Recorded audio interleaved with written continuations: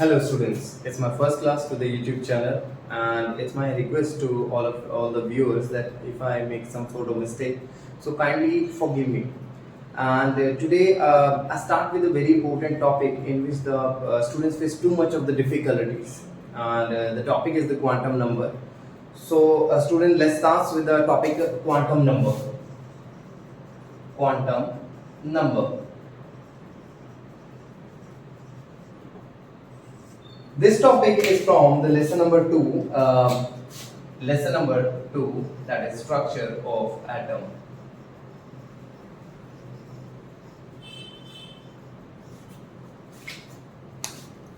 Okay. So students, let's start with the topic now, quantum number. Actually, quantum number was the solution of Schrodinger wave equation. I'll cover up that topic in the next video. Actually, today we are going to focus only on the topic quantum number. So quantum number was the solution of Schrodinger wave equation.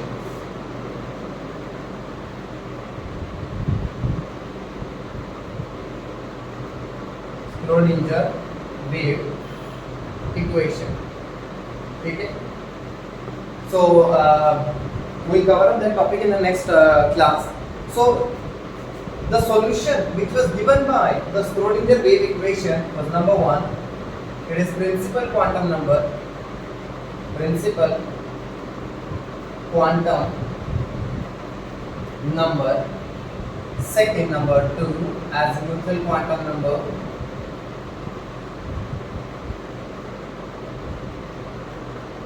Quantum number. Number 3, it is your magnetic quantum number. Magnetic quantum number. So basically these are the 3 quantum number which come from the Schrodinger wave equation. मतलब Schrodinger ने सिर्फ इन्हीं 3 quantum number के बारे में बताया था quantum mechanical model में अपने, लेकिन यहाँ पे एक 4th क्वांटम नंबर भी है। इस 4th क्वांटम नंबर को साइंटिस्ट येलेनबेक एंड गोल्डस्मिथ, 2 साइंटिस्ट थे जिन्होंने काफी बाद में उसको डिस्कवर किया।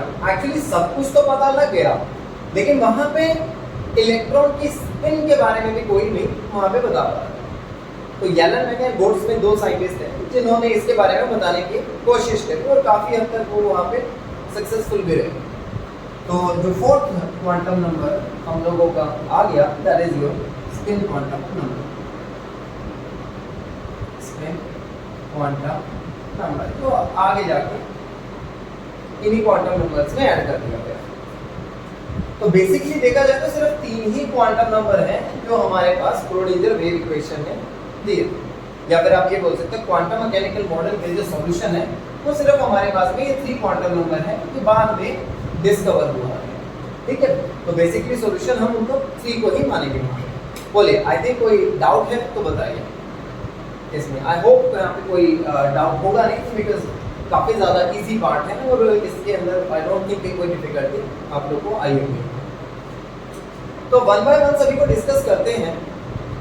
तो सबसे पहले स्टार्ट करेंगे प्रिंसिपल क्वांटम नंबर से। देखिए, प्रिंसिपल क्वांटम नंबर एक्चुअल में जो क्वांटम मैकेनिकल मॉडल हम आज के टाइम में कर रहे हैं, मतलब जो लेटेस्टली हमारा मॉडर्न फिजिक्स बन चुकी है, मॉडर्न क्वांटम फिजिक्स बन चुकी है, that is completely came from the Schrodinger और you can say the quantum mechanical model. तो यहाँ पे हमारे पास जो फर्स्ट पार्ट आ गया, that is your principal quantum number. इसको देने वाला जो साइंटिस्ट था that is Niels Bohr. Niels Bohr बड़ा ही फेमस, बड़ा ही जबरदस्त साइंटिस्ट था। बहुत इसने अपनी लाइफ में काम किया, बहुत अचीवमेंट्स आई थी, ग्रेट अचीवमेंट्स इसने अचीव किए।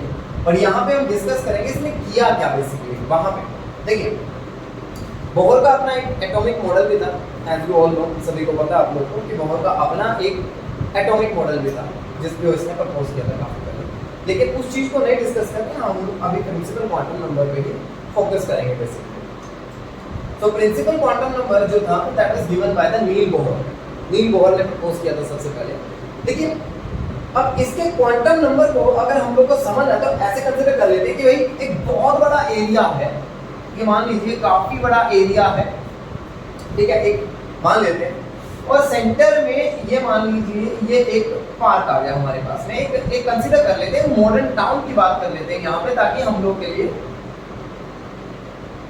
समझना आसान हो जाए कि आज के टाइम में सोसाइटीज कैसे बनाई जाती है। देखिए, कोई भी सोसाइटी बनानी है या कोई भी एरिया डेवलप करना है तो सबसे पहले उसके बारे में एक चीज सोची जाती है कि बार कहाँ रखेंगे और पार्किंग कैसे होगी और उसके रोड्स कैसे डेवलप करेंगे।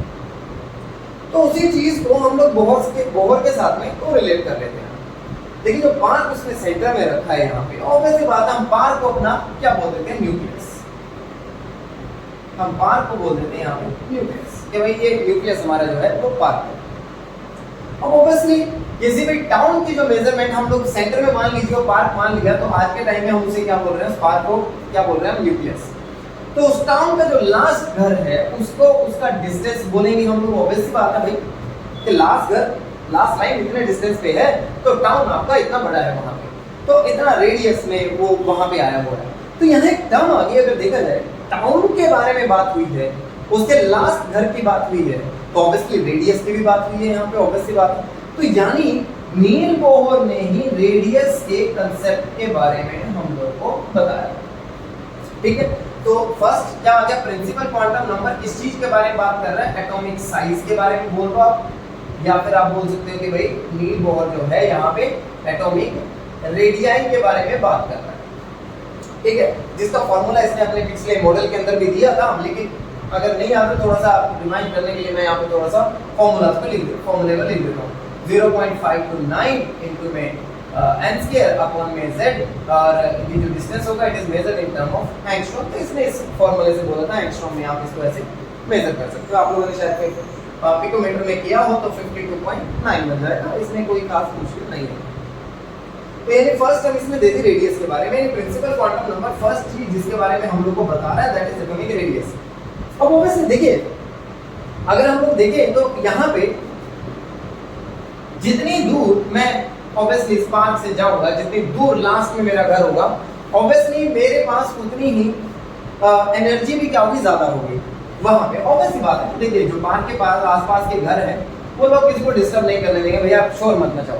मैं थोड़ा दूर जाऊंगा तो थोड़ा सा ये मान लीजिए कि यहाँ पे भी मैं आराम से थोड़ा बहुत शोर शराबा कर लिया, थोड़ा और दूर घर में आ गया, मान लीजिए कोई पार्टी वगैरह का कोई पब या कोई क्लब बनाना, तो ऑब्वियसली मैं उसको बाहर की तरफ ही रखूंगा, सेंटर में रखने का उसको कोई मतलब नहीं होता, क्योंकि जो शोर शराबा को दुनिया को सुनाई देगा तो वो प्रॉब्लम क्रिएट करेगा। आजकल देखिए इंसुलेटेड वॉल्स का कंसेप्ट है, बट हम ऐसा मान के चलते हैं इंसुलेटेड वॉल्स का कंसेप्ट है नहीं है, तो ऐसे ही शोर शराबा ज्यादा होगा तो बाहर की तरफ।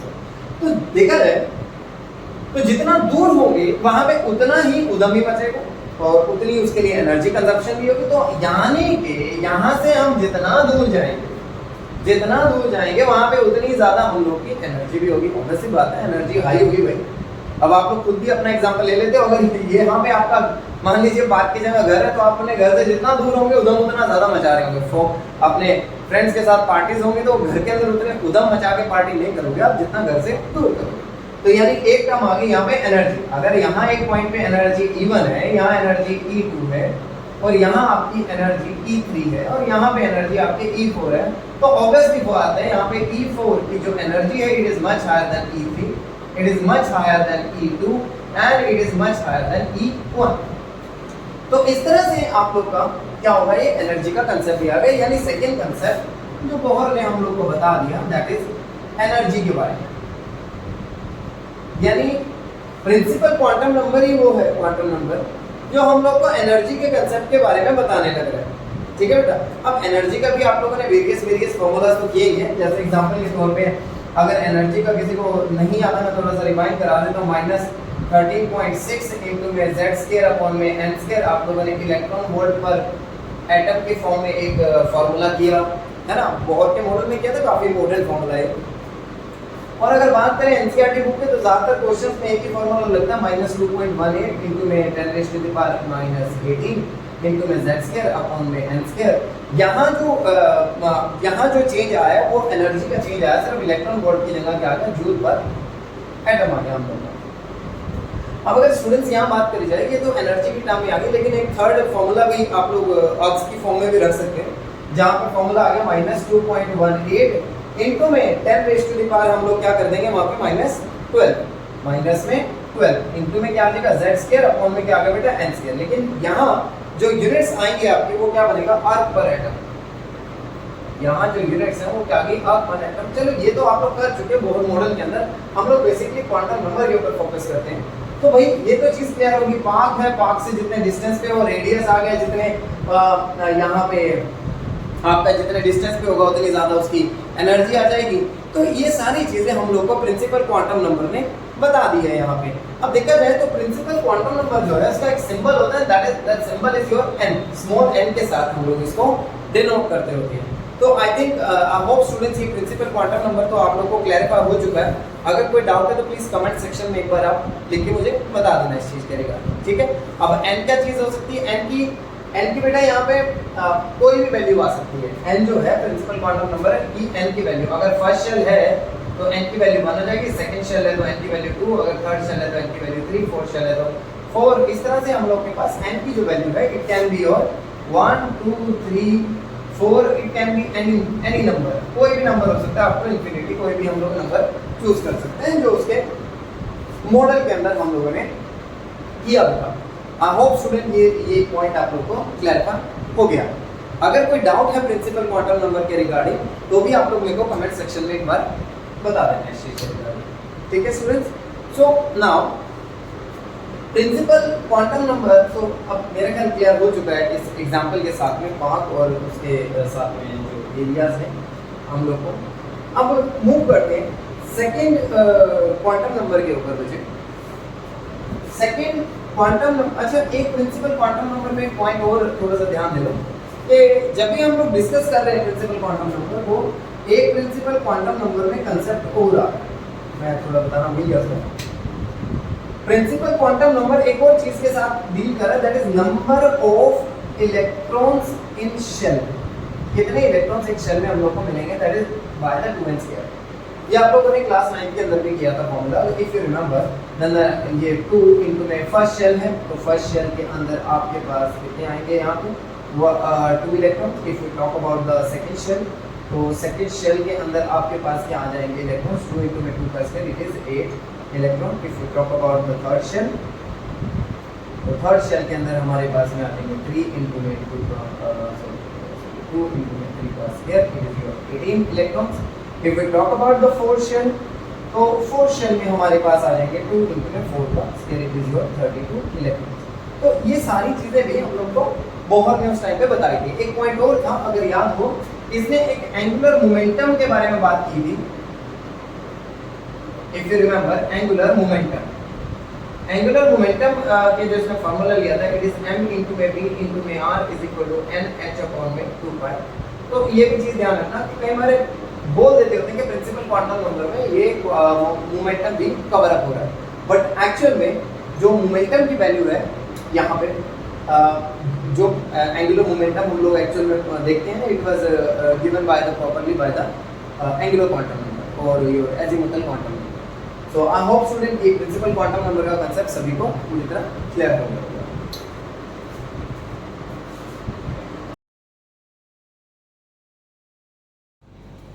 So students, now let's continue with the second quantum number, that is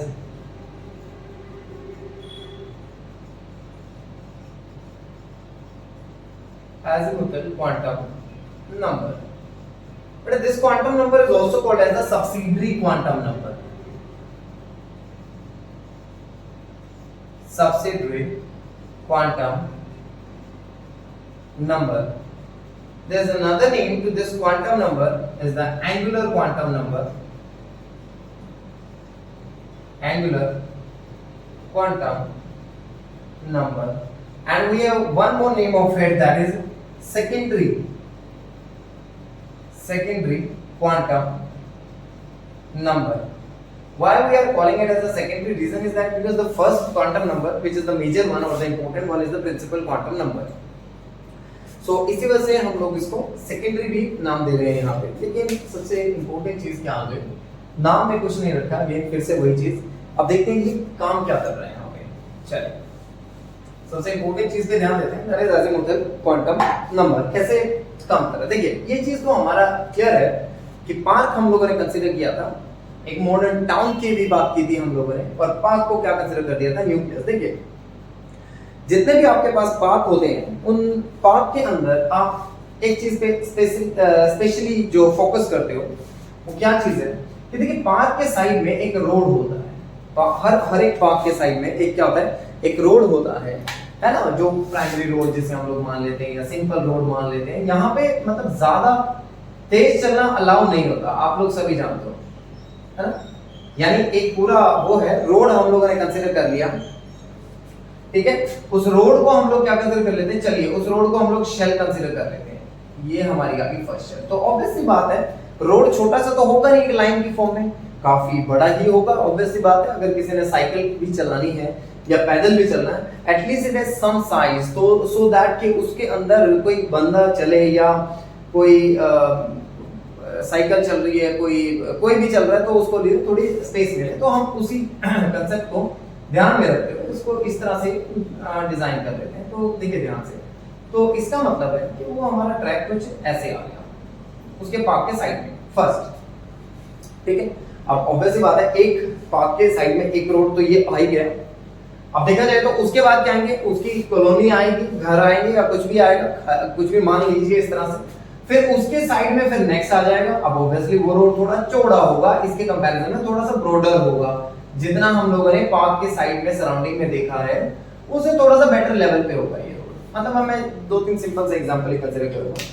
उसके अगर हम थोड़ा और दूर जाएंगे, मतलब यहाँ एरिया में कुछ नहीं है, ये कुछ नहीं है, यहाँ पे हम लोग ये मान के चलते हैं यहाँ कुछ नहीं है, ऐसे मान के चल लीजिए, ठीक है। अब अगर हम देखें तो उसके बाहर एक और लाइन आ गई हमारे पास में। अब ये उसको हम लोग इस तरह से कंसीडर कर लेते हैं। देखिए इससे इमेजिन करके चलोगे तो बहुत इजी रहेगा, अदरवाइज तो क्वांटम नंबर ये क्लैरिफाई नहीं होते। हमेशा सारी जिंदगी स्टूडेंट्स रट्टा ही मारते रहते हैं कि पता नहीं क्या चीज है, कहां से आया, क्या बन गया, कुछ मतलब दिमाग में नहीं आता, और वो दिमाग में जो एक पुडिंग टाइप में बना रहता है उसको कोई बेनिफिट नहीं है। तो देखते हैं क्या चीज है। सबसे पहले देखिए फर्स्ट मेरे पास आ गई शेल मेरी ग्रीन कलर की, जिसे आपने नाम दिया के। ऑब्वियसली बोहर ने भी आप नाम दे सकते हो वन इसको एज अकॉर्डिंग टू जो बोहर ने रखा था। इसके बाद के बाद आ गई एल को हम लोग मान लेते हैं नंबर 2 और नंबर के एल एम एम। अब मैं सिर्फ 3 ही उठा रहा हूं तो ये आ गई नंबर 3 आपको इस तरह से उठा लेते हैं हम लोग। अब देखते हैं यहाँ पे नंबर 4 भी हम लोग उठा सकते हैं, ऐसी बात नहीं है। नंबर 4 को अगर हम लोगों ने देखना है तो देखिए नंबर 4 एक और हम लोग ऐसा करते हैं ग्रीन से ही बना, ये नंबर 4 और थोड़ा सा दूर चला गया, ऑल्दो इतना स्पेस तो है नहीं मेरे पास में, फिर भी मैं इसको कोशिश कर लेता हूं इसको ड्रॉ करने की, ठीक है। ये मेरा आ गया 4th नंबर, कुछ आप इस तरह से मान लीजिए, ठीक है। तो ये मेरे पास आ गई 4 रोड आ गई भाई, और सेंटर में वही मेरा पार्क है जिसे हमने नाम दिया न्यूक्लियस, ठीक है। तो देखिए ध्यान से, अब इसी चीज को हम लोग कंसीडर करते हैं आगे। तो मेरे पास फर्स्ट आ गया के एल एम, और ये आ गई 4th शेल मेरी के एल एम एन, नंबर 4 जो आ गई मेरे पास में शेल, ठीक है बेटा। तो इसी के कंसीडर करते हैं हम लोग। अब देखिए जो मेरा फर्स्ट, अब ये जो चीज मैंने ड्रॉ की है यहाँ पे सारी शेल है, ये ग्रीन कलर की शेल है, ये रेड कलर की शेल है, ये ब्लैक आ गई, फिर मेरी आउटर मैंने फिर से ग्रीन कलर की रख ली मैंने शेल। तो आप यहाँ पे, लेकिन ये चीज सबसे इंपॉर्टेंट है कि ये एक एम्प्टी स्पेस है, ये वाला एम्प्टी स्पेस है यहाँ पे, ये वाला भी एम्प्टी स्पेस है, हम लोग खाली एरिया मान के चल रहे हैं इसको भी, बिल्कुल ब्लैंक एरिया जिसका हमारे लिए कोई काम नहीं है। ये भी एक बिल्कुल ब्लैंक एरिया है जिसका हमारे लिए कोई काम नहीं है। तो ये शेल्स हैं, ऑब्वियसली शेल्स के बीच में कुछ ना कुछ गैप रहता ही रहता है बेटा, स्टूडेंट्स तो इस चीज को ध्यान देते हैं हम लोग, ठीक है जी। देखिए तो ये मेरा कुछ बन गया, बड़ा खिचड़ी सा लग रहा है, बट फिर भी थोड़ा सा इसे समझने की कोशिश करते हैं क्योंकि इसे समझना बहुत आसान हो जाएगा हम लोग के लिए। देखिए तो k की वैल्यू जो मेरे पास में आ रही है वो आ गई फर्स्ट। तो देखिए यहाँ पे एजिमुथल क्वांटम नंबर जो होता है it is denoted by the symbol l, हम लोग इसको डिनोट करते हैं सिंबल l के साथ में, ठीक है। तो जो सिंबल l है हमारा, मतलब एजिमुथल क्वांटम नंबर, दैट ये जो क्वांटम नंबर है it was proposed by the Sommerfeld, एक साइंटिस्ट था सोमरफेल्ड। देखिए सोमरफेल्ड यहाँ से दैट डजंट मीन के इसने जो सोमरफेल्ड एक साइंटिस्ट था जिसने इसको डिस्कवर किया था, लेकिन यहाँ सबसे इंपॉर्टेंट चीज ध्यान देने वाली, इसका सिंबल स्मॉल l जरूर है, लेकिन सोमरफेल्ड ने इसका सिंबल k यूज किया था, जो बाद में जाके मॉडर्न साइंटिस्ट ने k की जगह पे l कर दिया था, ठीक है। तो वो कैसे क्यों हुआ वो फिर नेक्स्ट कभी उसमें बताऊंगा आप लोगों को, लेकिन फिलहाल यहाँ ध्यान देते हैं। तो उसने k ही सिंबल कंसीडर किया था इसका। अब देखिए ये क्वांटम नंबर जिस चीज के बारे में सबसे पहले हम लोग को बता रहा है सबशेल के बारे में। अब ये सबशेल क्या चीज आ गई, एक नई चीज आ गई जो कि दिमाग बड़ा खराब कर रही है। अब देखिए ध्यान से सबशेल को हम लोग थोड़ा सा कंसेप्चुअली देखते हैं। देखिए अगर मैंने इस शेल्स को इतना बड़ा बड़ा ड्रॉ किया तो मैंने टाइम पास के लिए नहीं किया। देखिए यहाँ पे क्या होता है, हर शेल के अंदर एक सबशेल आती है। जैसे और कैसे ये देखिए ध्यान से, जैसे मेरे पास एक ग्रीन कलर की शेल है जिसकी की वैल्यू मेरे पास क्या थी, k की 1 थी। तो इसके अंदर एक ही सबशेल आएगी और उस सबशेल का नाम होगा s सबशेल। उसका नाम क्या होगा, s सबशेल। जैसे k के बाद मैं l पे गया, l के पास मेरे पास डबल सबशेल आ रही है। एक मेरे पास आ रही है s और दूसरी मेरे पास आ रही है p, यानी फर्स्ट ऑर्बिट में फर्स्ट शेल के अंदर एक ही शेल सबशेल, सेकंड ऑर्बिट और सेकंड शेल के अंदर there are two subshells, one is the s, second is the p. If we talk about the third shell में एक मेरे पास में क्या आ जाएगा s, एक मेरे पास में क्या आ जाएगा p और एक मेरे पास में क्या आ गया d, यानी थर्ड शेल में 3 सबशेल्स आ गए। इसी तरह से फोर्थ में अगर कंसीडर करें तो फोर्थ में 4 हो जाएंगे, s p d and f। इससे नेक्स्ट जाओ, इसके बाद g आ जाएगा, i आ जाएगा, बस मैक्सिमम i तक ही जाती होती है, लेकिन आजकल h तक का भी कांसेप्ट ले लेते हैं। उसको इतना ज्यादा ध्यान देने की जरूरत नहीं, मैक्स टू मैक्स i तक ही जाएगा क्वेश्चन। एनसीईआरटी का जो क्वेश्चन है मैक्स टू मैक्स g तक ही जाएगा। ठीक है बेटा, देखिए ध्यान से, हम सबशेल की जो वैल्यू है हम लोग उसको देखते हैं। सबशेल कौन सी है और उसके लिए l की वैल्यू हमारे पास क्या आने वाली है। तो थोड़ा सा एक यहाँ पे जो है लर्निंग पार्ट एक तरह का थोड़ा सा ध्यान देना इसके ऊपर। ठीक है, अब देखिए सबशेल में मान लीजिए मेरे पास s सबशेल आ रही है, तो s सबशेल के लिए जो l की वैल्यू है वो क्या रहने वाली है, 0। If we talk about p subshell तो इसके लिए l की value 1। If we talk about d subshell तो d के लिए वैल्यू जो रहेगी 2। If we talk about f subshell तो उसके लिए वैल्यू रहेगी 3। If we talk about g subshell तो उसके लिए वैल्यू रहेगा 5। h के लिए जो सबशेल की बात करें वो वैल्यू रहेगी आपकी 6 और सो ऑन i की वैल्यू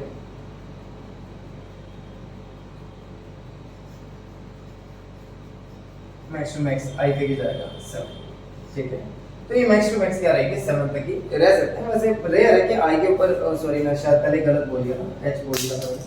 i के ऊपर रेयर एक क्वेश्चन आपका जाएगा, हम लोग यहीं पे कंसीडर करेंगे। ये इसकी वैल्यू आ गई हमारे पास सबशेल से। अब सबसे इंपॉर्टेंट चीज क्या आ गई यहाँ पे, s के लिए वैल्यू 0 1 2 3 4 5 6 इस तरह से आ गई। और ये जो वैल्यूज आई है, देखिए अब इसी चीज पे वापस चलते हैं। फर्स्ट शेल में मेरे पास एक ही सबशेल थी, क्योंकि ये जो यहाँ पे फॉलो कर रहा है वो इस फॉर्मूले को फॉलो कर रहा है। l की वैल्यू जो है वो है n-1, यानी if we talk about the first shell तो 1 - 1 कितना आएगा, 0। अब 0 का मतलब है मेरे पास s सबशेल ही आएगी। ऑब्वियस सी बात है कि ध्यान से जो फर्स्ट हमारे पास में शेल है के, उसके अंदर मेरे पास एक ही सबशेल है, दैट इज योर s, क्योंकि l की वैल्यू मेरी 0 आ गई है। If we talk about second shell तो ऑब्वियसली l की जो वैल्यू आएगी वो क्या आएगी, 2 - 1, इट इज 1 एंड 0। अब 0 हम देखिए 0 किसके लिए, s के लिए, तो 1 किसके लिए, p के लिए। अब चेक करें कि s की वैल्यू यहाँ पे 0 आ रही है और यहाँ पे p की वैल्यू 1 भी आ रही है, यानी मेरे पास सेकंड शेल के अंदर 2 सबशेल्स आने वाली है, एक p और एक s। If we talk about the next one, that is third shell, तो 3 - 1 it is 2, 1 and 0। तो 2 जो वैल्यू है वो किसके लिए है आपकी, d के लिए, 1 किसके लिए, p के लिए, और s के लिए वैल्यू क्या रही है, 0, यानी मेरे पास 3 सबशेल्स आ गई थर्ड में। और फोर्थ की अगर बात करें तो 4 - 1 it is 3 1 2 and 3 2 1 and 0। और 3 के लिए क्या रहा हमारे पास में f, यहाँ क्या रहा है d, ये क्या रहा है p और ये क्या है बेटा s। तो इस तरह से हमारे पास एजीमुथल क्वांटम नंबर ने कुछ सबशेल्स का कांसेप्ट दे दिया। आई होप स्टूडेंट ये सारी चीजें आप लोग को क्लियर हो गई। अब यहाँ एक सबसे इंपॉर्टेंट चीज के ऊपर मैं यहाँ जाने वाला हूँ। आई होप ये शायद अगर आप लोग कुछ if you are writing something तो आप शायद लिख चुके होंगे यहाँ पे। तो देखिए मैं इस पार्ट को इरेज करके मैं एक बड़े ही इंपॉर्टेंट पार्ट के ऊपर अब डिस्कशन स्टार्ट कर रहा हूं, देखिए जो कि काफी ज्यादा इंपॉर्टेंट है, एनर्जी के बारे में। Energy of subshell. देखिए बेटा जो एनर्जी ऑफ सबशेल है ये मेनली डिस्कस किया था एनर्जी ऑफ सबशेल बोहर-बरी में, जिसे हम N+L रूल भी बोलते होते हैं। तो बड़ा एक इंपॉर्टेंट कांसेप्ट है देखिए, क्योंकि हम लोग को ये तो पता लग गया कि न्यूक्लियस जो है, न्यूक्लियस जो हम लोग मान के चल रहे हैं, न्यूक्लियस के सराउंडिंग में जो सबशेल्स आने लग रही है, अब किस सबशेल की एनर्जी ज्यादा है और किस सबशेल की एनर्जी कम है। ये बड़ा एक इंपॉर्टेंट चीज है ये, अगर हम लोग देखें तो ये हम लोग को पता लगेगा N+L से। देखिए मेरे पास फर्स्ट शेल है, फर्स्ट शेल में मेरे पास सिर्फ एक ही, ये मेरी शेल आ गई जिसका नंबर N है, ये मेरे पास सब शेल आ गई जिसका मेरे पास सिंबल L है, और हम लोग इसका टोटल कर लेते हैं N+L बना के यहाँ से, ठीक है। सब शेल कौन सी आ गई मेरे पास, ऑब्वियसली 1 के अंदर 1 - 1 क्या आ जाएगा 0, तो ऑब्वियसली 1 + 0 टोटल कितना बना मेरे पास 1। If we talk about the second shell, तो सेकंड शेल में, सेकंड शेल के अंदर एक सब शेल तो आ गई मेरी 0 पे और एक सब शेल आ गई मेरी 1 पे। जरा 2 सब शेल देखा जाए तो यहाँ पे मेरे पास 2 वैल्यू आ गई, एक ऐसा आ गया और एक पी आ गया। एस की बात करूं तो 2 + 0 बनेगा, और पी की बात करूं तो 2 + 1 बनेगा, जिसमें एनर्जी आ रही है 3 और यहाँ एनर्जी आ रही है 2। अगर मैं देखूं इनको क्लब करूं, क्लब करने पे मेरे पास जो यहाँ से निकल के आ रही है सब शेल एक्चुअल में क्या बन रहा है 1s, और यहाँ पे अगर मैं देखूं तो मेरे पास क्या बन रहा है 2s, और यहाँ पे अगर मैं क्लब करूं तो मेरे पास क्या रहा है 3s। तो बहुत सारे NCERT sorry it is your 2p।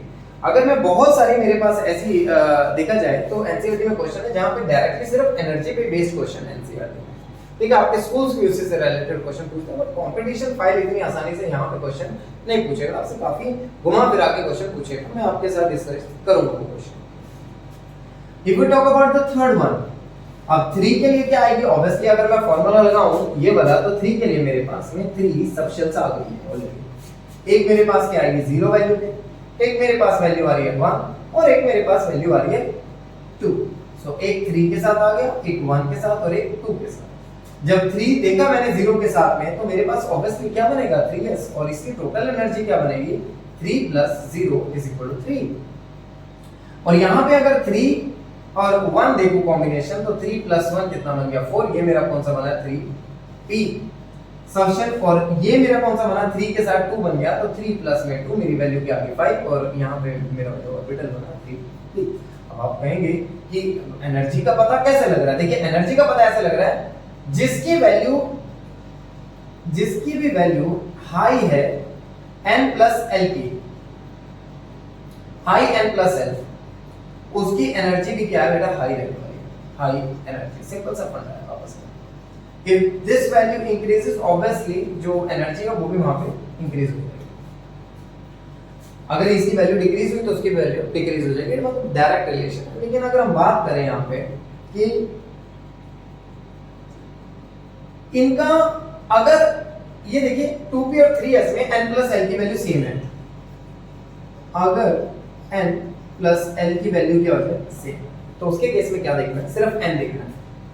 उसके केस में अगर n की वैल्यू हाई है तो एनर्जी हाई होगी,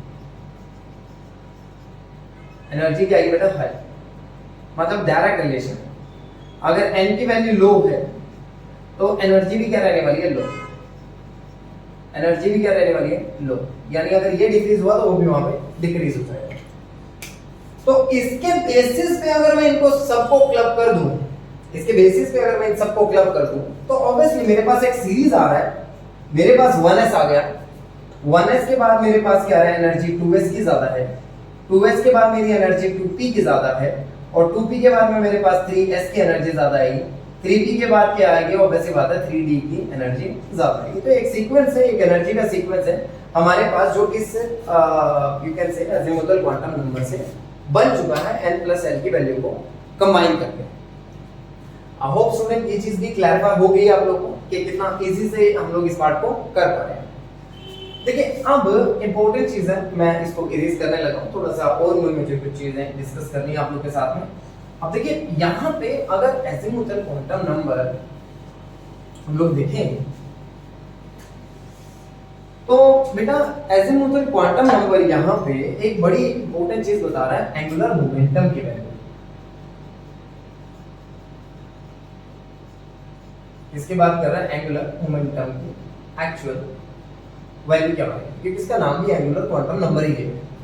तो भाई एंगुलर मोमेंटम की जो वैल्यू हमारे पास में आने वाली है वो देखिए एक सिंपल सा फंडा है कि अब हम लोग ये पाथ कंसीडर कर चुके हैं, पाथ के सराउंडिंग में ऑब्वियसली बात है कौन पहले आएगा कौन बाद में आएगा वो भी चीज हम लोग देख चुके हैं। तो अगर मैं इसी डायग्राम को देखूं ध्यान से तो मेरे पास यहाँ पे देखिए अगर इसी चीज को मैं रखूं तो मेरे पास 1 में तो क्या आएगा 1s आएगा और यहाँ क्या आएगा। अब देखिए मैं इसको थोड़ा इरेज करके थोड़ा बेटर व्यू में आप लोग को इस चीज को दिखाता हूं। देखिए अब बेटा एक चीज तो क्लैरिफाई है कि हमारे पास में पार्क से हम लोगों ने स्टार्ट किया था। अब पार्क के सराउंडिंग में सबसे पहले मेरे पास कौन आएगा 1s फर्स्ट शेल के साथ में। अब उसके बाद में क्या आ रहा है मेरे पास में कुछ इस तरह से बना लीजिए, एक क्या आ रहा है 2s और एक मेरे पास में क्या आ रहा है 2p, फिर मेरे पास में क्या आ रहा है 3s, फिर मेरे पास में क्या आ रहा है एक 3p और फिर मेरे पास में क्या आ रहा है एक 3d। यानी ये भी आपकी सब शेल है, ये पूरी मतलब एक शेल ये है, n की वैल्यू 1 है, पूरे के लिए n की वैल्यू 2 है, इसके कंप्लीट के लिए n की वैल्यू 3 है। तो इस तरह से मेरे पास एनर्जी शेल्स बन चुके हैं। मतलब देखिए कितना बढ़िया तरीके से एंगुलर क्वांटम नंबर ने हम लोग को इसकी वैल्यू हम लोग को इस वैल्यू में मतलब एजिमुथल क्वांटम नंबर ने सब कुछ एक्सप्लेन कर दिया। अब सबसे इंपॉर्टेंट चीज आ गई एंगुलर मोमेंटम। अब भाई ऑब्वियसली इलेक्ट्रॉन रिवॉल्व कर रहे हैं तो उनका कुछ मोमेंटम भी आने वाला है। देखिए एंगुलर मोमेंटम की अगर मुझे वैल्यू निकालनी है तो एंगुलर मोमेंटम का फार्मूला है h/2 pi root of LL+1। अब आप कहेंगे ये फार्मूला कैसे यूटिलाइज हो। मान लीजिए आपका इलेक्ट्रॉन 1s में है या 2s में है या 3s में है, सो ऑन किसी भी ns में आ जाए डजंट मैटर। अब आप सभी जानते हो कि जो L की वैल्यू है S सबशेल के लिए क्या है 0। L की वैल्यू जो है S सबशेल के लिए वो क्या बेटा 0 है। अब अगर वो वैल्यू 0 है तो देखिए वैल्यू पुट करते हैं जरा। H फार्मूला क्या है दैट h/2 पाई इनटू में रूट ऑफ 0 0+1। तो वैल्यू क्या बनने वाली है 0 ही बनेगा। यानी जब इलेक्ट्रॉन S सबशेल के अंदर है बेटा तो उसकी जो वैल्यू आने वाली है हमारे पास में वो नेट वैल्यू क्या रहने वाली है 0 रहेगी। उसकी जो नेट वैल्यू हमारे पास में रहने वाली है वो क्या रहेगी बेटा सिर्फ और सिर्फ 0 रहेगी। आई होप ये एक चीज क्लैरिफाई हो गई है।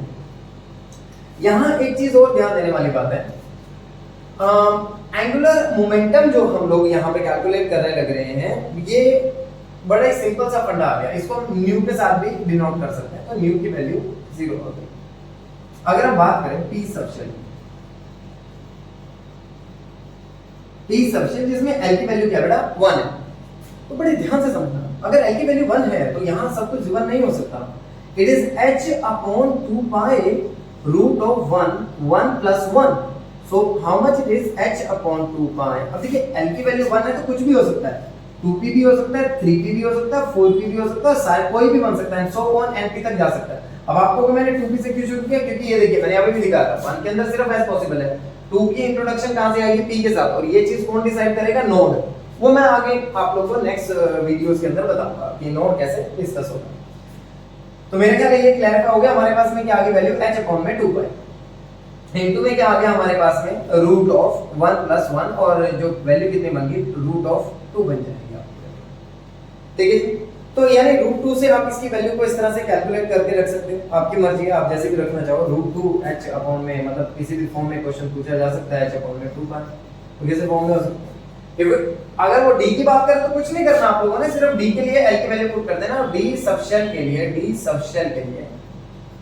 l की जो वैल्यू है वो 2 है, यहाँ पे पुट कर दो वैल्यू h/ में ये बहुत h/ में 2 पाई इनटू में क्या आ गया 2 इनटू में 2+1 का रूट।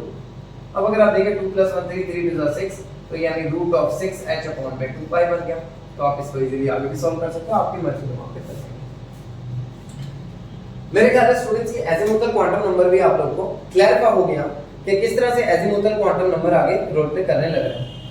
यहाँ सबसे इंपॉर्टेंट चीज क्या आ गई, अगर आप लोग कभी भी भूल जाओ कि कितने इलेक्ट्रॉन्स किसके अंदर आएंगे, तो उसके लिए मैं आप लोग को एक सिंपल सी ट्रिक दे देता हूँ। आई होप ये चीज मेरे क्लैरिफाई हो चुकी है। तो देखिए यहाँ पे नंबर ऑफ इलेक्ट्रॉन्स जानने बहुत जरूरी है, सबसे इंपॉर्टेंट है। देखिए नंबर ऑफ इलेक्ट्रॉन्स के लिए जो आप डायरेक्ट फॉर्मूला यूज कर सकते हो वो है यहाँ पे 2 into में 2l + 1। यहाँ से मतलब l की वैल्यू को आपको डायरेक्ट पुट करना है, बस नथिंग एल्स, बाकी कुछ नहीं। ये आ गया आपके पास number of electrons in subshell. किसी भी सबशेल के अंदर कितने इलेक्ट्रॉन्स आपके पास में होने चाहिए। अब इस फॉर्मूले से जैसे s के अंदर देख लेते हैं, s सबशेल की बात करें तो भाई l की वैल्यू क्या है वहां पे 0। अब l की वैल्यू 0 है तो देखिए 2 प्लस में 0 + 1। अब आप खुद देखिए सब कुछ यहाँ पे क्या हो गया 2, तो यानी s सबशेल के अंदर मेरे पास मैक्स टू मैक्स 2 ही इलेक्ट्रॉन्स आने वाले हैं। If we talk about the p subshell, अगर हम लोग p सबशेल की अगर बेटा जी बात करें तो p सबशेल के अंदर l की वैल्यू 1 रहेगी। तो 1 रहेगी तो ऑब्वियसली बात है इसकी वैल्यू हम लोग वहां 1 रख देते हैं हम। तो ये क्या आ गया 2 into में 1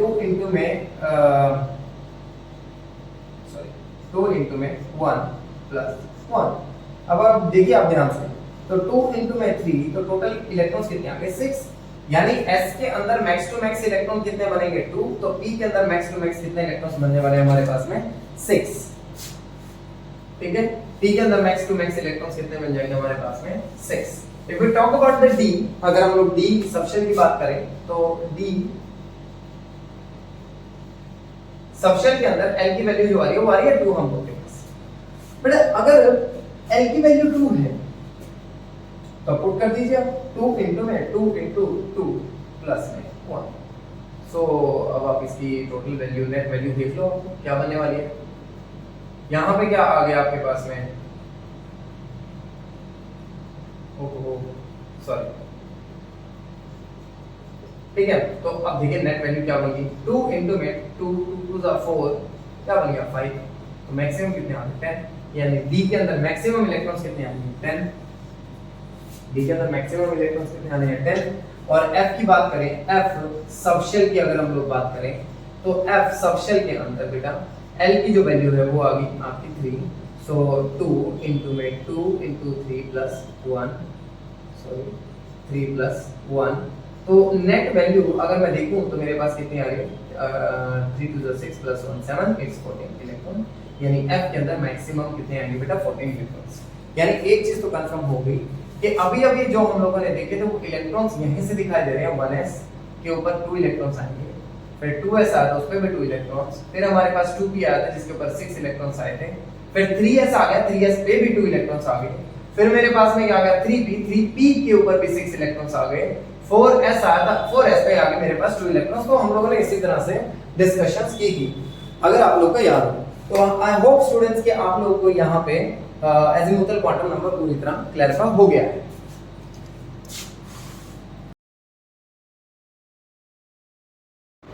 तो चलिए students let's continue the magnetic quantum number. थोड़ा सा टाइम लगेगा डायग्राम ड्रॉ करना क्योंकि पिछले वाला जो बनाया था काफी खराब हो चुका है।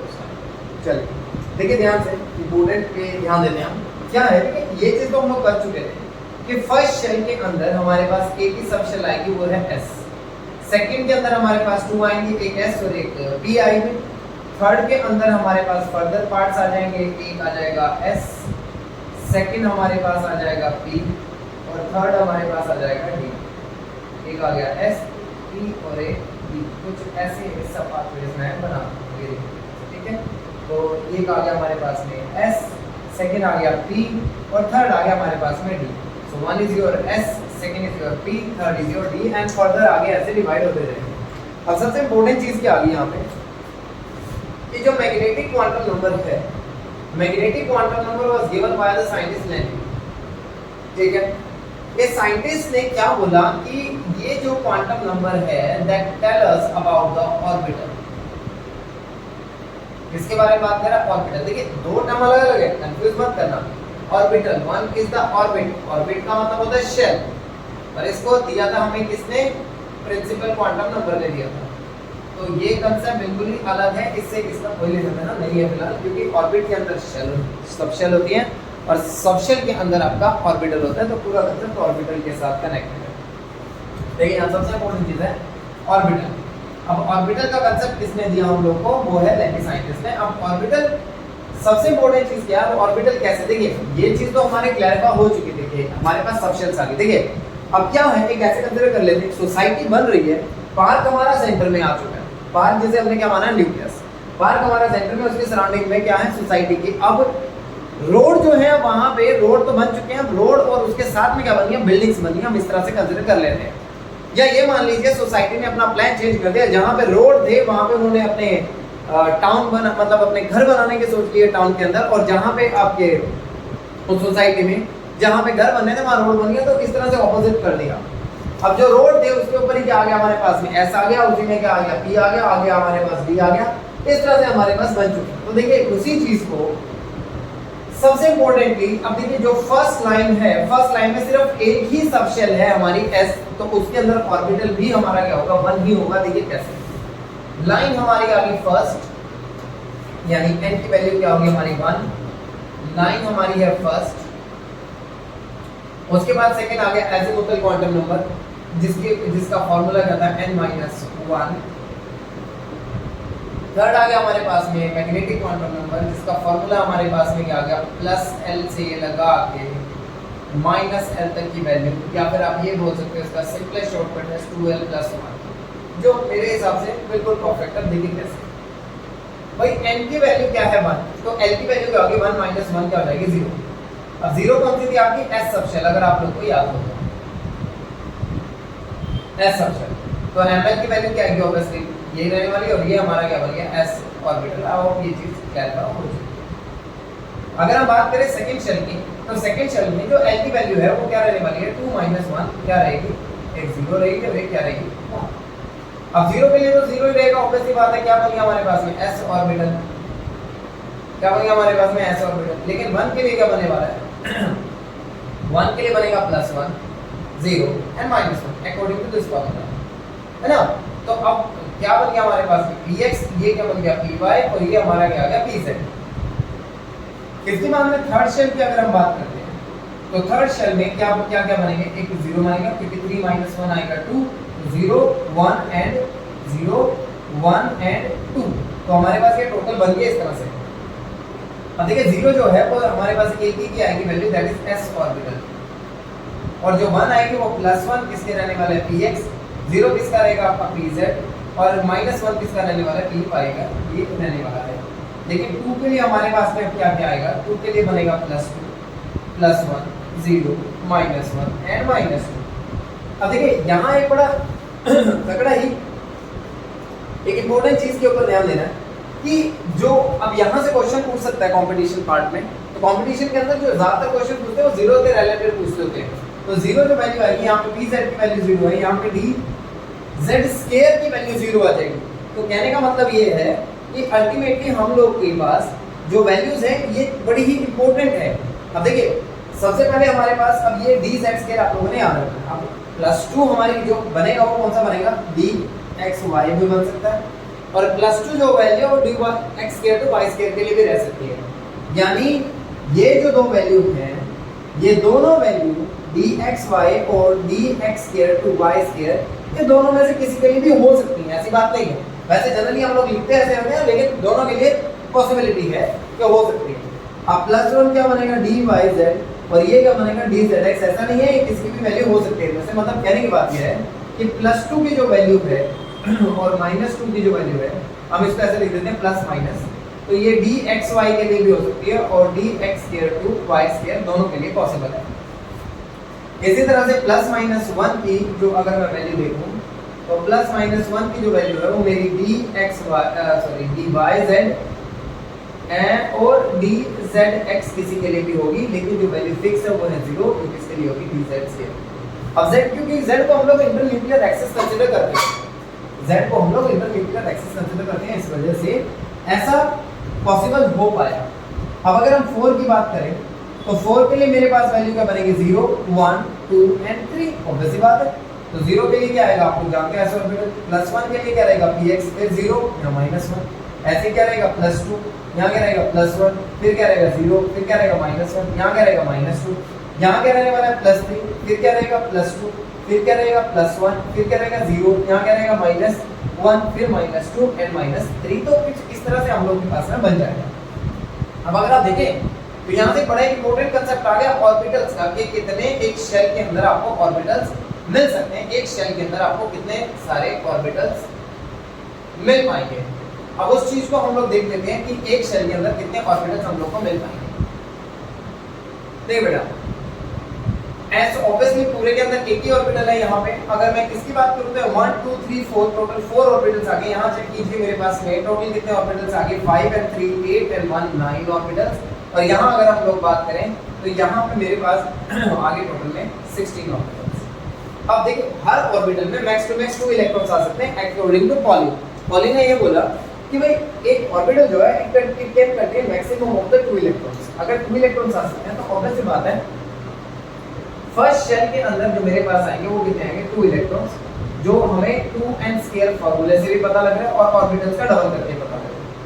सेकंड शेल के अंदर मेरे पास आएंगे 8 इलेक्ट्रॉन्स, थर्ड शेल में मेरे पास आने हैं 18 इलेक्ट्रॉन्स एंड फोर्थ शेल में मेरे पास आएंगे 32 electrons as suggested by this formula. और वो चीज यहाँ पे भी अप्लाई हो रही है 1 में 2 ऑब्वियसली एक ऑर्बिटल में 2 इलेक्ट्रॉन्स आएंगे तो 1 ऑर्बिटल 2 इलेक्ट्रॉन, 4 में 8, 9 में 18 एंड 16 में 32।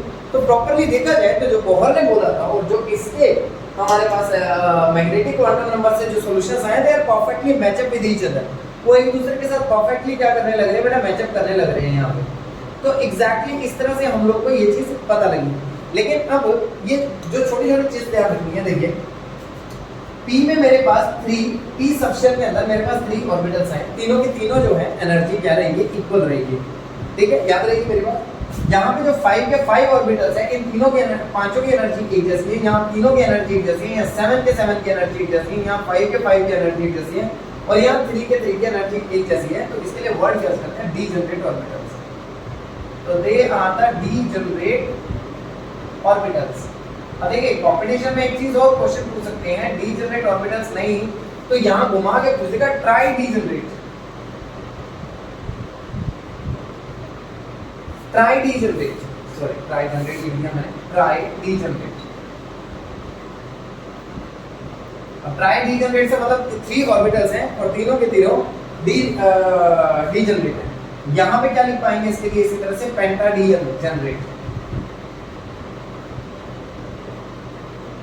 That is the penta degenerate. इसी तरह से नेक्स्ट में हमारे पास क्या आ जाता है, अगर हम इसकी बात करें यहाँ पे तो F के अंदर मेरे पास क्या आ गया, hepta degenerate.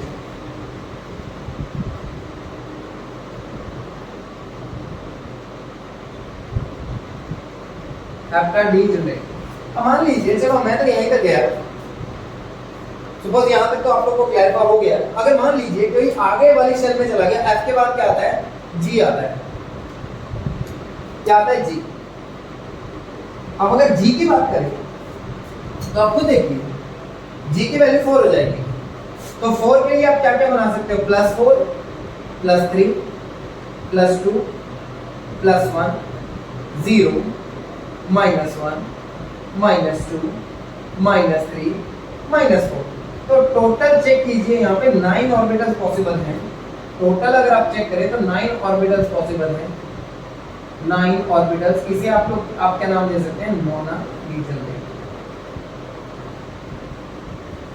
That is called as nona degenerate. Nona degenerate थोड़ा सा अच्छा नहीं लिखा है।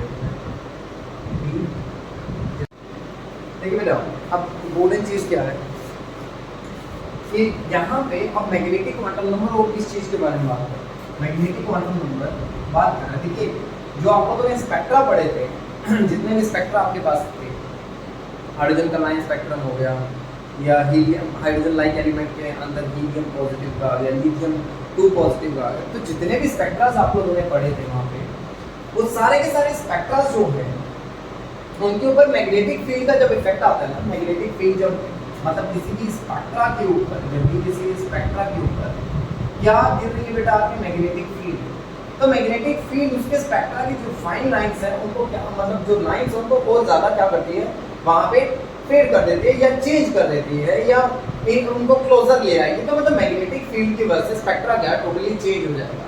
तो जो स्पेक्ट्रा चेंज होगा मैग्नेटिक फील्ड की ऑब्वियसली पता, मैग्नेटिक फील्ड डलेगी तो स्पेक्ट्रा तो चेंज होगा। तो जो जब वो स्पेक्ट्रा यहाँ पे चेंज होगा तो ऑब्वियसली जो चेंजेस है that was explained by the Zeeman. इनको जो एक्सप्लेन करने वाले साइंटिस्ट थे वो थे जीमैन। तो मतलब कि फर्स्ट टाइम मतलब जिसने एक्सप्लेन किया था, लेकिन इसके पीछे का बेसिक रीजन जो रीजंस थे वो किसने बताया? मैग्नेटिक क्वांटम नंबर ने। देखिए जिस तरह से स्पेक्ट्रा के ऊपर मैग्नेटिक फील्ड का इफेक्ट आता है इसे बोलते हैं जीमैन इफेक्ट, उसी तरह से जो स्पेक्ट्रा के ऊपर इलेक्ट्रिक फील्ड का इफेक्ट है that is called star effect. उसे आप क्या नाम देते हैं? Star effect. तो ये था मैग्नेटिक फील्ड के बारे में, सॉरी मैग्नेटिक क्वांटम नंबर के बारे में, जिसने हमें बहुत कुछ इस चीज में बताया कि मैग्नेटिक किस तरह से। अब सबसे इंपॉर्टेंट एक और चीज के बारे में बताया। अब इसने क्या बताया? जीमैन इफेक्ट को एक्सप्लेन किया। It explain Zeeman effect, Zeeman effect. अब वो नेक्स्ट चीज किसके बारे में बात कर रहे हैं? Shape of atomic orbital.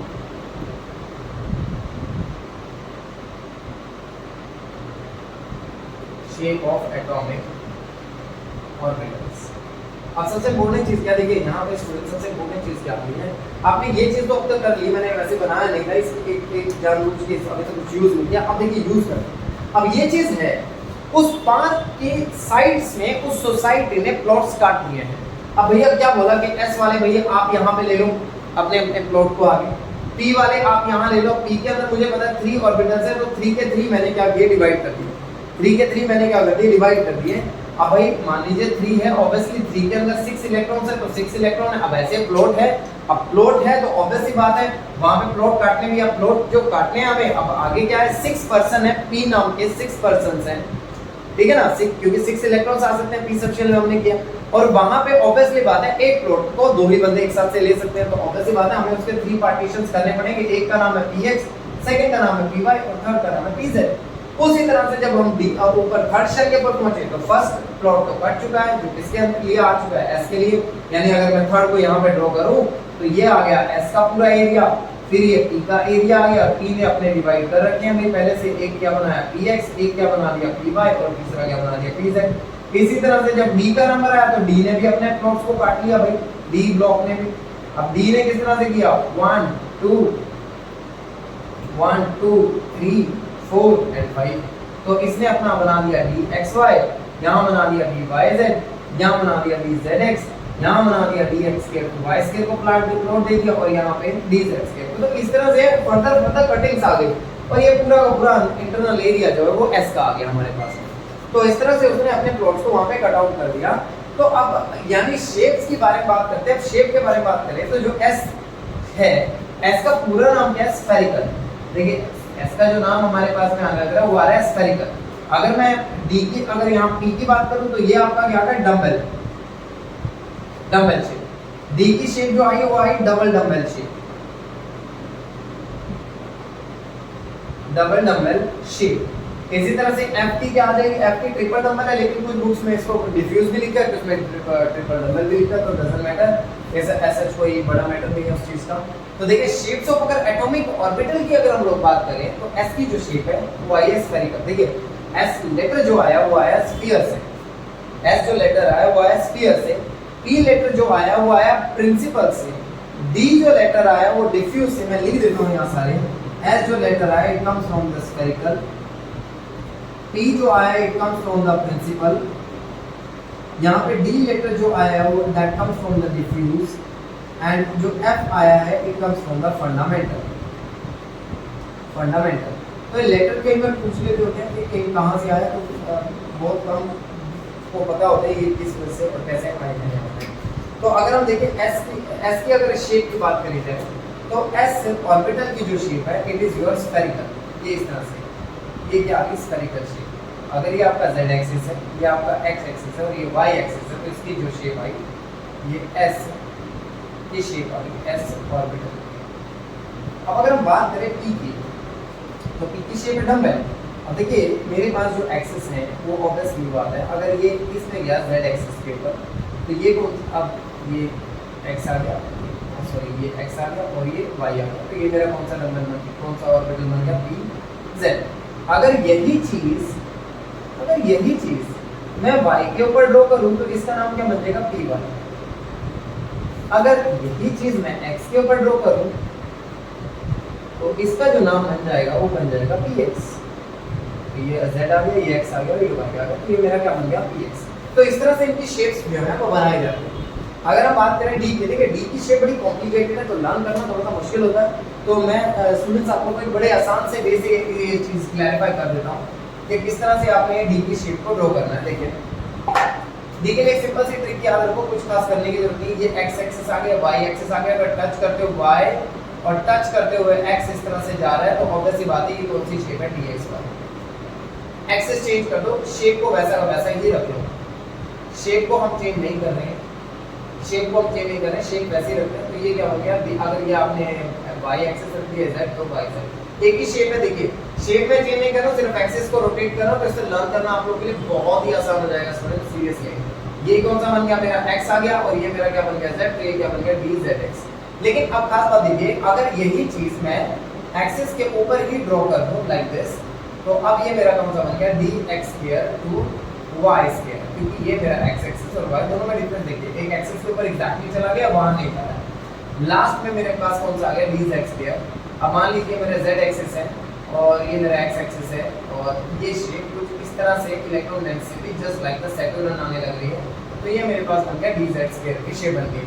f orbital की शेप आप लोग करना चाहो तो I made a different video for it, लेकिन f ऑर्बिटल की इतना शेप को करने की नीड नहीं है स्टूडेंट्स, क्योंकि f ऑर्बिटल का शेप जो है वो बड़ा ही कॉम्प्लिकेटेड है। आप कहें तो I made a video on it, I made a video on it, don't worry. अगर आप लोग कहेंगे तो जस्ट एक कमेंट सेक्शन में लिख देना आप एक बार, make a video on it.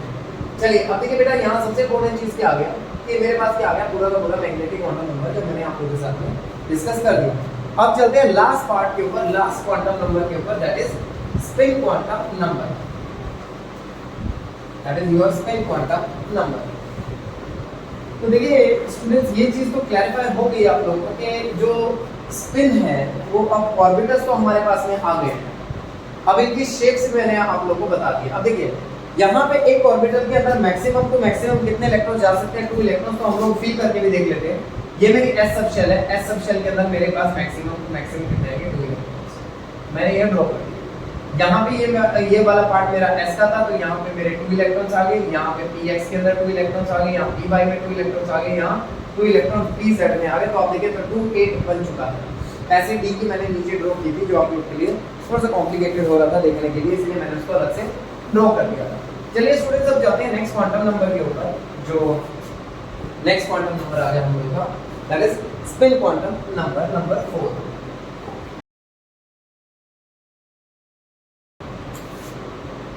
Number 4 spin quantum number, spin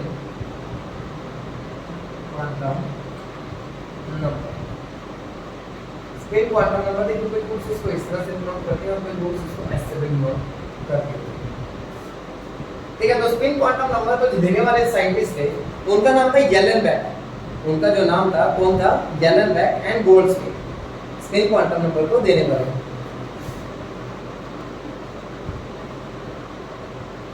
क्या था, येलेनबेक एंड गोल्डस्मिथ। ठीक है, सैमुअल गोल्डस्मिथ था उसका पूरा नाम।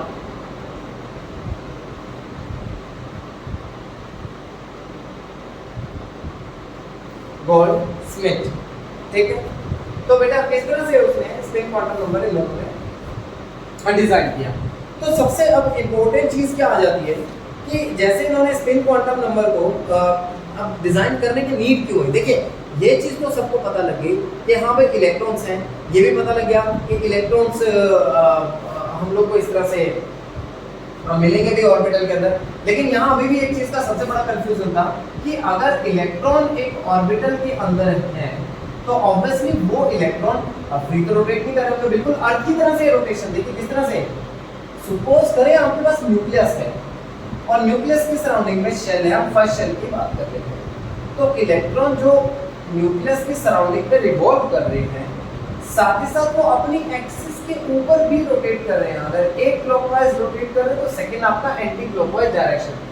अगर एक वाले जो है आपका जो एक रोटेट कर रहा है वो क्लॉकवाइज डायरेक्शन। ठीक है स्टूडेंट्स, यहाँ पे एक इम्पोर्टेंट चीज आ जाती है कि भाई यहाँ पे स्पिन एंगुलर मोमेंटम के बारे में इसने हम लोग को बताया। अब जो स्पिन इन इलेक्ट्रॉन्स की है इसके बारे में काफी डिटेल में डिस्कशन करने लगे। अब देखिए किस तरह से वो डिस्कस कर रहा है कि जो अगर आपको स्पिन एंगुलर मोमेंटम की वैल्यू को निकालना है तो इसका जो फॉर्मूला है that is s + 1 root h upon 2 pi. देखिए अभी इससे पहले भी एक फॉर्मूला आप लोगों ने एंगुलर मोमेंटम के लिए किया था जिसके लिए वैल्यू क्या थी, new l is equal to क्या था, h अपॉन में 2 pi root of l + 1। That one is different one. देखिए वहां पे l था, यहाँ पे s है, दोनों में काफी बड़ा डिफरेंस है। अब सबसे इंपॉर्टेंट चीज है इसके बारे में बात कर रहे हैं। अब मान लीजिए इस मैक्सिमम क्वेश्चन कैसा पूछ लेगा स्पिन के ऊपर कि सपोज n की वैल्यू 4 है, ठीक है, तो आपने नंबर ऑफ इलेक्ट्रॉन्स को कैलकुलेट करना है which has the value of spin is equal to +½ जहां पे स्पिन की वैल्यू क्या है बेटा, +½ है। इसकी वैल्यू को आपने कैलकुलेट करना है। n की वैल्यू भी 4 होनी चाहिए और s की वैल्यू क्या बनता है, ½ होनी चाहिए। तो देखिए as we know total number of electrons हम कैलकुलेट करते हैं तो फार्मूला क्या है 2n स्क्वायर, तो 2 * में 4 का होल स्क्वायर, अगर मैं देखूं 4 4 16 32 इलेक्ट्रॉन्स। अब इन 32 इलेक्ट्रॉन्स में 16 इलेक्ट्रॉन्स मेरे क्या होंगे, +½ वाले होंगे और 16 इलेक्ट्रॉन्स ही मेरे क्या होंगे, -½ वाले होंगे। तो ऑब्वियसली आंसर क्या आ गया मेरे पास में 16, करेक्ट। अब इससे सबसे इंपॉर्टेंट चीज क्या है, you can also calculate the number of unpaired electrons, number of unpaired electrons. आप इस फार्मूले से नंबर ऑफ अनपेयर्ड इलेक्ट्रॉन्स को भी कैलकुलेट कर सकते हो स्पिन एंगुलर मोमेंटम की हेल्प से। अब सपोज करें कहीं पे आपकी जो स्पिन आई है वो आई है 3.72 आ गई, तो आप यहाँ पे फार्मूला यूज करके यही वाला s की वैल्यू को कैलकुलेट कर सकते हो और जो भी s की वैल्यू आएगी वो आपके पास नंबर ऑफ अनपेयर्ड इलेक्ट्रॉन्स ही होंगे। Yes students, now spin quantum number is also over. So today we have discussed I'm giving you the summary, sorry. So today we have discussed that एक जो shell है it can be further divided into further parts, जिसको आपने क्या नाम दिया, subshells. तो shell का कंसेप्ट नील बोहर ने दिया था प्रिंसिपल क्वांटम नंबर में। सोमरफील्ड ने हमें एंगुलर क्वांटम नंबर और एजीमुथल क्वांटम नंबर के बारे में बताया जिसने हमें सबशेल का कंसेप्ट दिया। मैग्नेटिक क्वांटम नंबर का कंसेप्ट हम लोग को दिया था लैंडिस साइंटिस्ट ने, जिसने हमें किसके बारे में बताया, ऑर्बिटल्स के बारे में बताया, ऑर्बिटल की शेप के बारे में बताया। और स्पिन क्वांटम नंबर का जो कंसेप्ट है वो येलेनबैक एंड गॉल्डस्मिथ ने हम लोग को दिया, जिसके बारे में हमने क्या पता, जिससे हमें क्या पता लगा पाया कि स्पिन जो है वो क्लॉकवाइज है या एंटी क्लॉकवाइज है। अब इन इलेक्ट्रॉन्स को फिल कैसे करना है, कैसे यूटिलाइज करना, I will explain this in the next class. I hope video आप सबको पसंद आई होगी। रीजन इज दैट कि सारा का सारा क्वांटम नंबर मैंने बिल्कुल सिंप्लीफाइड वे में आप लोग को क्लैरिफाई किया। तो स्टूडेंट्स प्लीज़ नेक्स्ट टाइम के लिए प्लीज़ इसको शेयर कर, नेक्स्ट टाइम के लिए प्लीज़ सब्सक्राइब कर लेना चैनल को, साथ ही साथ वीडियो को जितना हो सकता है शेयर करें please. It's my request to all of you because I am new to the YouTube, तो प्लीज़ हेल्प करना, सपोर्ट करना थोड़ा कुछ चीज़ में आप मुझे, और बेल आइकन प्रेस कर लेना so that will get the notification for the next class. Thank you students. अब देखिए students, suppose number of electrons के अगर बारे में बात करने लगे तो यहाँ देखिए एक बड़ा इंपॉर्टेंट टॉपिक आ जाता है इलेक्ट्रॉनिक कॉन्फ़िगरेशन। वहाँ से ही आप इस चीज़ को क्लैरिफाई कर सकते हैं। जैसे मैं एक एग्जांपल ले लेता हूँ। सपोज करें हमारे पास कॉन्फ़िगरेशन है 1s और हम want to calculate the string effect, हम लोग इसकी स्ट्रिंग कैलकुलेट करना चाहते हैं। तो आप इसकी स्पिन कैसे कैलकुलेट करेंगे, देखिए यहाँ पे 2 इलेक्ट्रॉन्स हैं s के अंदर, एक इलेक्ट्रॉन ये और एक इलेक्ट्रॉन ये। इसकी जो स्पिन है वो आ गई +½ और इसकी जो स्पिन है वो आ गई -½ तो इस फॉर्मूले को आप इस तरह से यूटिलाइज करेंगे। देखिए ध्यान से, तो 𝛎s = h/2 पाई इनटू में रूट ऑफ s + 1, कुछ इस तरह से आपके पास आ गई, ठीक है। तो देखिए यहाँ पे जो s की वैल्यू है आपकी h/2 पाई रूट ऑफ, अब देखिए जो s की वैल्यू है देयर आर 2 इलेक्ट्रॉन्स, अब यहाँ पे 2 इलेक्ट्रॉन्स हमारे पास में आ गए हैं।